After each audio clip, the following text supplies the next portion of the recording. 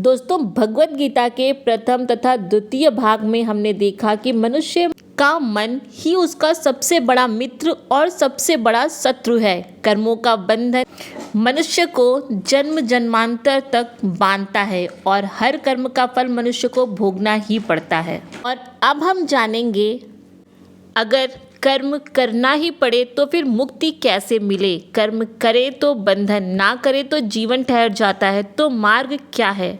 और इसी प्रश्न का उत्तर भगवान श्री कृष्ण ने श्रीमद् भगवत गीता के तृतीय अध्याय में दिया।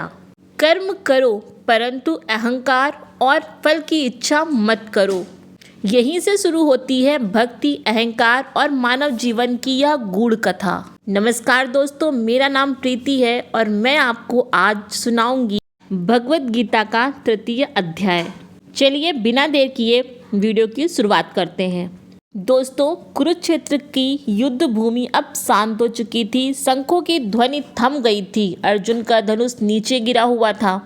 अर्जुन के मन में तूफान उठ रहा था। अर्जुन श्री कृष्ण से बोले, हे केशव, यदि ज्ञान ही श्रेष्ठ है तो फिर मुझे इस भयानक युद्ध में क्यों झोंक रहे हो।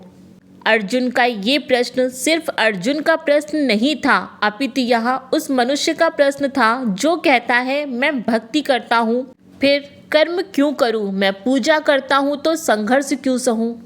अर्जुन की बात को सुनकर श्री कृष्ण मुस्कुराने लगे। उनकी मुस्कान में एक करुणा छुपी थी, पर वाणी में कठोर सत्य था। श्री कृष्ण बोले, हे अर्जुन, कोई भी मनुष्य क्षण भर भी बिना कर्म किए नहीं रह सकता।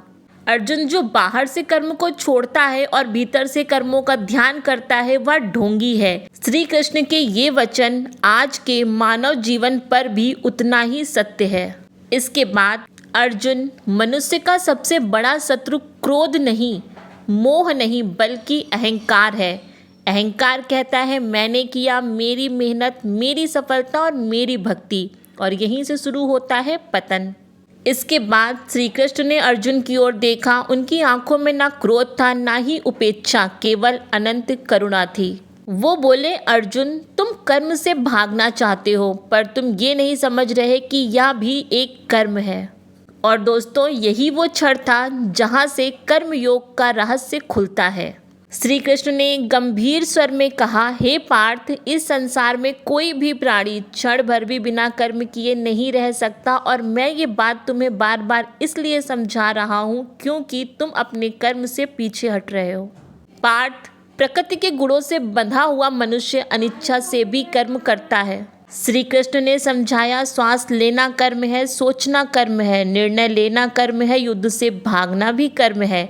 कर्म त्याग नहीं, कर्म का शुद्धिकरण आवश्यक है।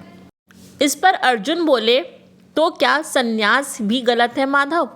भगवान श्री कृष्ण मुस्काए, नहीं अर्जुन, संन्यास वस्त्रों का नहीं बल्कि अहंकार का होता है। जो बाहर से इंद्रियों को रोकता है परंतु मन से विषयों का चिंतन करता है, वह मिथ्याचारी है। आज भी यही हो रहा है। बाहर से साधु, भीतर से इच्छाओं का तूफान। श्री कृष्ण कहते हैं, ऐसा त्याग बंधन बढ़ाता है, कम नहीं करता।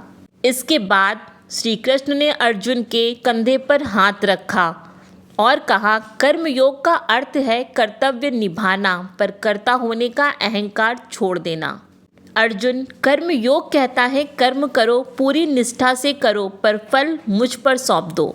जो व्यक्ति इंद्रियों को वश में कर लेता है, कर्म योग का पालन करता है, वो श्रेष्ठ है। कृष्ण बोले, अर्जुन, कर्म मनुष्य को नहीं बांधता, अहंकार बांधता है। प्रकृति के गुण ही कर्म कराते हैं, पर अहंकारी मनुष्य कहता है, मैं करता हूँ, और यहीं से जन्म लेता है गर्व, क्रोध, ईर्ष्या, पछतावा, और इसी के साथ आत्मा बंध जाती है।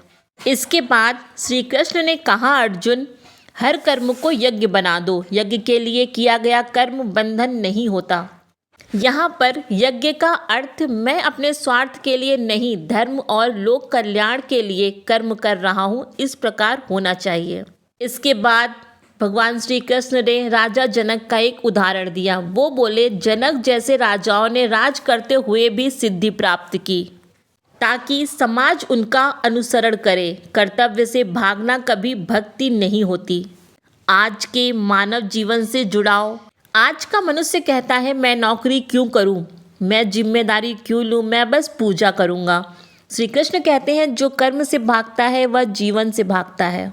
भक्ति के बिना कर्म और कर्म के बिना भक्ति दोनों अधूरे हैं।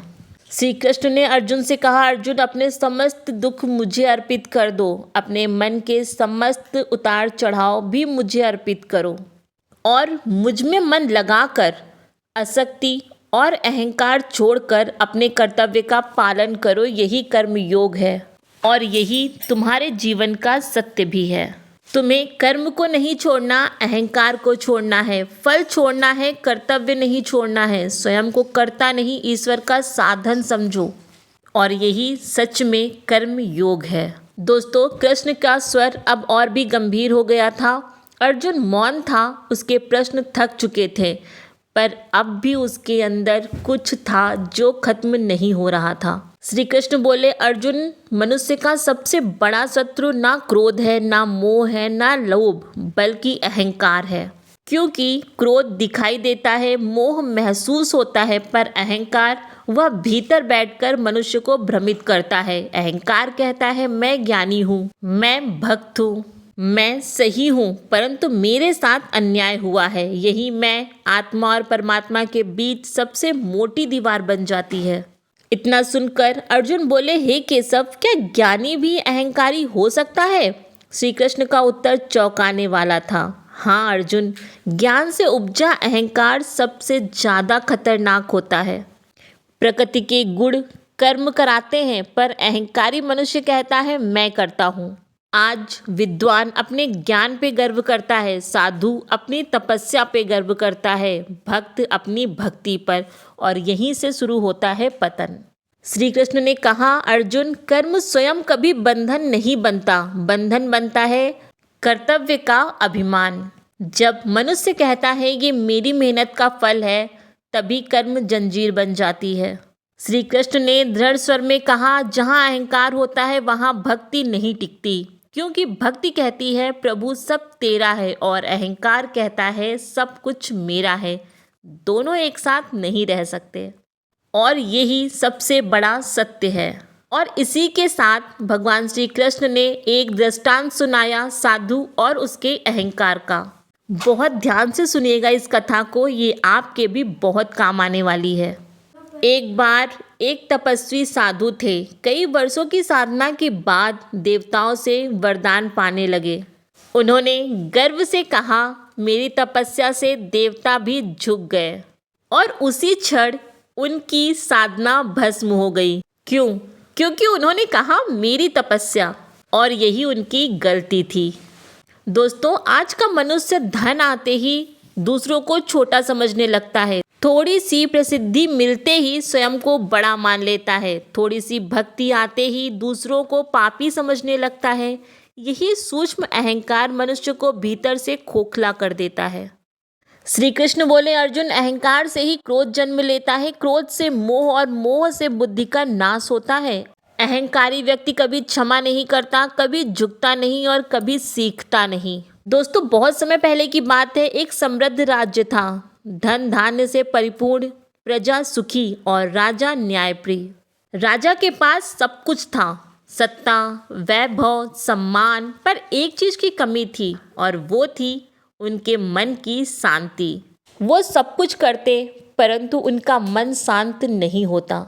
एक दिन राजा ने सुना कि वन में एक साधु हैं जो संसार का त्याग कर परम शांति को प्राप्त कर चुके हैं। राजा ने सोचा, यदि मुझे भी शांति चाहिए तो मुझे भी शायद सब कुछ छोड़ना होगा। वह साधु के आश्रम पहुंचा। साधु ध्यान में लीन थे, चेहरे पर तेज पर आंखों में विनम्रता। राजा ने हाथ जोड़कर पूछा, महाराज आपने सब कुछ त्याग दिया, इसलिए मुक्त है। मैं राजकाज करता हूँ तो क्या मैं कभी ईश्वर को प्राप्त कर सकता हूँ? साधु ने आंखें खोली, मुस्कुराए और बहुत शांत स्वर में बोले, राजन ये मत पूछो कि तुम क्या करते हो, ये पूछो कि तुम कैसे करते हो। इतना सुनकर राजा चौंक गए। साधु ने आगे कहा, क्या तुम राज्य को अपना समझते हो या ईश्वर का? राजा बोले, मेरा राज्य है महाराज, मेरे पूर्वजों का है। साधु ने गहरी सांस ली। साधु बोले, राजन यही तुम्हारा बंधन है, तुम कहते हो मेरा राज्य, मेरी प्रजा, मेरी शक्ति, और मैं कहता हूँ कुछ भी मेरा नहीं है। राजा ने कहा, तो क्या आप श्रेष्ठ हैं? आपने सब छोड़ दिया और मैं सब संभालता हूँ। साधु कुछ क्षण मौन रहे। फिर साधु बोले, राजन, संभव है कि तुम मुझसे अधिक मुक्त हो। इस पर राजा आश्चर्य से भर गया और बोला, वो कैसे? साधु ने कहा, यदि तुम राज करते हुए या मानते हो कि तुम केवल सेवक हो और कर्ता ईश्वर है तो तुम कर्मयोगी हो। पर यदि मैं वन में बैठकर भी ये सोचूं कि मैं त्यागी हूँ, मैं महान हूँ, तो मैं अहंकारी हूँ। साधु ने सिर झुका लिया। राजन, मैंने संसार छोड़ा पर भीतर का अहंकार पूरी तरह नहीं छोड़ा। मैं अपने त्याग पर गर्व करता हूँ। इतना सुनकर राजा की आंखों में आंसू आ गए। उन्होंने कहा, तो महाराज, भक्ति क्या है? साधु ने उत्तर दिया, भक्ति ना वस्त्रों में है, ना वन में, ना सिंहासन छोड़ने में, बल्कि भक्ति है अपने हर कर्म को ईश्वर को अर्पित कर देने में। साधु बोले, राजा जनक ने राज करते हुए मोक्ष पाया और रावण ने तपस्या करते हुए पतन। क्यों? क्योंकि एक में अहंकार नहीं था, दूसरे में भक्ति नहीं थी। आज भी लोग पूछते हैं, मैं गृहस्थ हूँ, क्या मैं भक्त नहीं बन सकता? मैं नौकरी करता हूँ, क्या मुझे मोक्ष नहीं मिलेगा? तो राजन, स्थान नहीं, भाव महत्वपूर्ण है। इसके बाद साधु ने अंत में कहा, राजन, जो कहे मैं कुछ नहीं हूँ, सब वही है, वही सच्चा भक्त है। राजा ने चरणों में प्रणाम किया और लौट आए।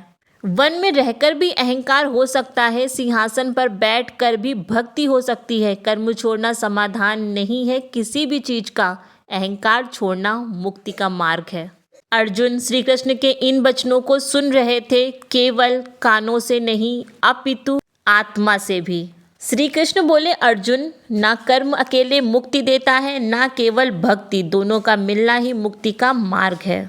जो मनुष्य केवल कर्म करता है पर ईश्वर को भूल जाता है, वह थक जाता है। आज का मनुष्य दिन रात मेहनत करता है, संघर्ष करता है, दौड़ता है, फिर भी शांति नहीं मिलती उसे। क्यों? क्योंकि कर्म में अहंकार और फल की भूख जुड़ी होती है।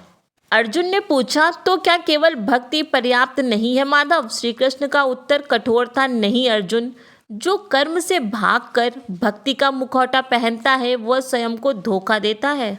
आज कोई कहता है मैं बस नाम जपता हूँ, पर जिम्मेदारी से भागता है, कर्तव्य नहीं निभाता। ऐसी भक्ति पलायन है, समर्पण नहीं। और सच्ची भक्ति समर्पण मांगती है, पलायन नहीं। इसके बाद श्री कृष्ण ने स्पष्ट किया, कर्म करो जैसे वह पूजा हो, भक्ति करो जैसे वह तुम्हारा स्वभाव हो। जब कर्म में भक्ति का भाव जुड़ जाता है तो कर्म बंधन नहीं रहता। लोग यज्ञ करते हैं, यज्ञ का अर्थ केवल अग्नि नहीं, यज्ञ का अर्थ है मैं अपने लिए नहीं अपितु ईश्वर और लोक कल्याण के लिए कर रहा हूँ। माता का बच्चे के लिए त्याग, किसान का खेत जोतना, सैनिक का देश के लिए लड़ना, जब यह ईश्वर को अर्पित हो तो वही कर्मयोग है। जैसे राजा जनक ने राज करते हुए मुक्ति पाई, उन्होंने राज्य नहीं छोड़ा, कर्तव्य नहीं छोड़ा, अहंकार छोड़ा, यही कर्म भक्ति मुक्ति है। श्री कृष्ण ने अंत में कहा, अर्जुन, अपने समस्त कर्म मुझे समर्पित कर दो। मुझ में मन लगाकर आसक्ति और अहंकार छोड़कर सिर्फ अपना कर्तव्य करो। दोस्तों, कुरुक्षेत्र अब भी वही था, धूल, रथ, अस्त्र सब वही थे, पर अर्जुन भीतर से बदल चुके थे। श्री कृष्ण ने अंतिम बार गंभीर दृष्टि से उनकी ओर देखा। यह उपदेश केवल अर्जुन के लिए नहीं था, यह हर उस मनुष्य के लिए था जो जीवन से थक चुका है, जो कर्म करता है परंतु उसे शांति नहीं मिलती। श्री कृष्ण बोले, अर्जुन, कर्म छोड़ना आसान है परंतु कर्तापन छोड़ना कठिन। मनुष्य कहता है मैंने किया, मैंने कमाया, मैंने सहा और मैंने पाया। श्री कृष्ण कहते हैं यही मैं तुम्हारे बंधन की जड़ है। श्री कृष्ण का स्वर और धीमा हो गया। फल की चिंता मनुष्य को भविष्य में बांध देती है। मनुष्य कर्म करता है पर उसका मन फल में उलझा रहता है, मिलेगा या नहीं, कम होगा या ज्यादा, लोग क्या कहेंगे। श्री कृष्ण बोले, फल मेरा है, कर्म तुम्हारा। जो भक्ति को दिखावे का साधन समझते हैं वह स्वयं दूर हो जाते हैं। सच्ची भक्ति शोर नहीं करती, प्रचार नहीं करती, प्रशंसा नहीं करती, वह चुपचाप अपने कर्तव्य को निभाती रहती है। वो बोले, अर्जुन ध्यान रखो, जो कर्म से भागता है वो जीवन से भागता है, और जो जीवन से भागता है वह ईश्वर से नहीं मिल सकता। ये वाक्य उस मनुष्य के लिए भी है जो आज जिम्मेदारियों से बचना चाहता है, उनसे दूर भागना चाहता है, अपनी जिम्मेदारियों को नहीं निभाना चाहता।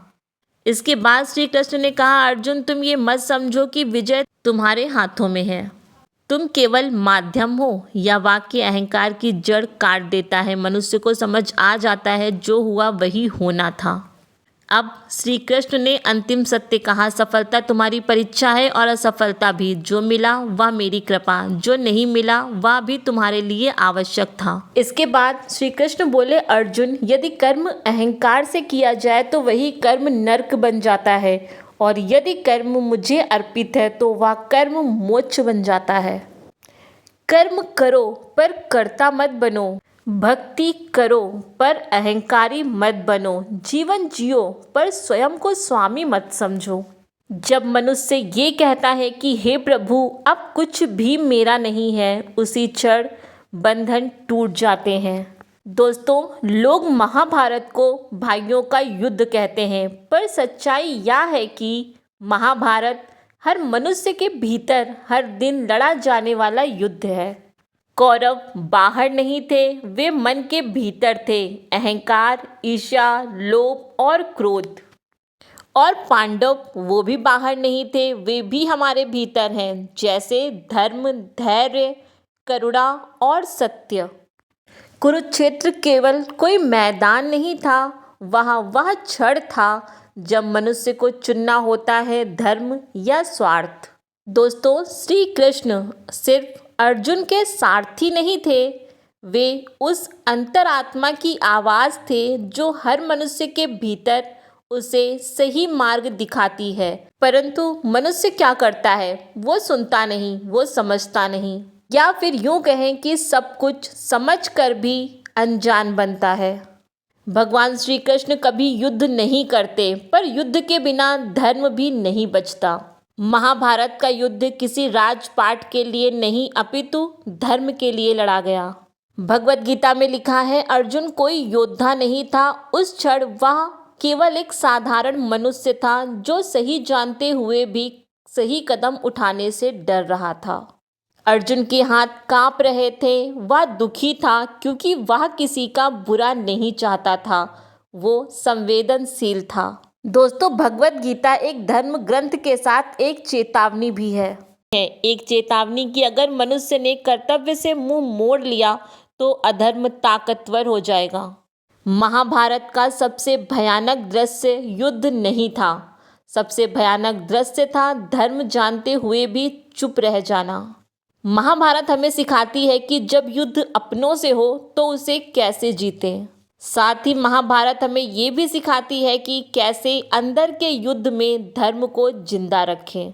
दोस्तों, ये था भगवत गीता का 3रा अध्याय। अगर ये कथा आपके मन को छू गई हो तो इसे अपने हृदय से किसी अपने तक जरूर पहुंचाएं। वीडियो को लाइक करें, चैनल को सब्सक्राइब कीजिए और कमेंट में लिखिए आपको इस कथा का कौन सा वाक्य सबसे गहरा लगा। दोस्तों, आपका छोटा सा समर्थन हमें श्री कृष्ण के और भी गंभीर उपदेश आप तक लाने की प्रेरणा देता है। फिर मिलेंगे भगवत गीता के एक नए अध्याय के साथ। तब तक कर्म करते रहिए, भक्ति जोड़ते रहिए और अहंकार को छोड़ते रहिए, क्योंकि दोस्तों मुक्ति कोई दूर की वस्तु नहीं है, वह उसी क्षण शुरू हो जाती है जब मनुष्य फल की चिंता छोड़ देता है। यही श्री कृष्ण का उपदेश है और यही भगवत गीता का शाश्वत सत्य। इस वीडियो को देखने के लिए आपका धन्यवाद। जय श्री कृष्ण।